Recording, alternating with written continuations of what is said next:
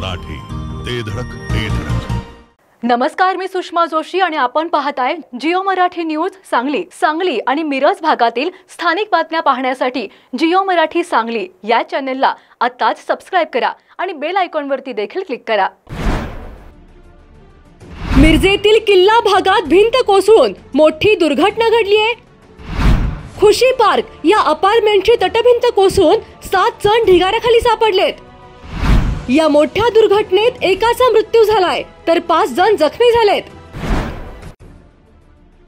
या मोठ्या दुर्घटनेनंतर ढिगाऱ्याखाली सापडलेल्या कामगारांना तातडीने रुग्णालयात दाखल केलंय। मिरज येथील किल्ला भागात सुरू असणाऱ्या खुशी पार्क 1 या अपार्टमेंटचे बांधकाम सुरू असताना तटभिंत कोसळल्याने 7 कामगार ढिगाऱ्याखाली सापडून मोठी दुर्घटना घडली आहे। या दुर्घटनेत एका मजुराचा जागीच मृत्यू झाला आहे तर एकाची प्रकृती गंभीर आहे तर अन्य 5 जण देखील जखमी झाले आहेत।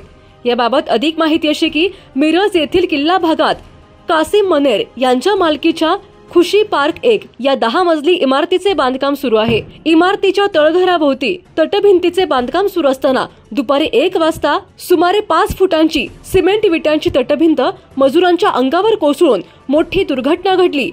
यानंतर ढिगाऱ्याखाली सापडलेल्या 7 कामगारांना तातडीने बाहेर काढून मिरज सिव्हिल रुग्णालयात उपचारासाठी दाखल करण्यात आले। मात्र सुमारे 35 वर्ष वयाच्या एका मजुराचा जागीच मृत्यू झाला आहे तर एकाची प्रकृती चिंताजनक आहे। हे सर्व मजूर कर्नाटक सीमा भागातील असल्याचे सांगण्यात येत आहे।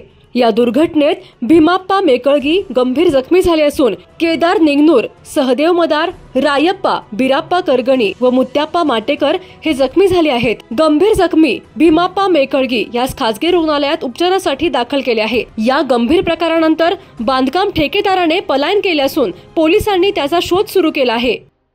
जिओ मराठी, ते धडक ते धडक।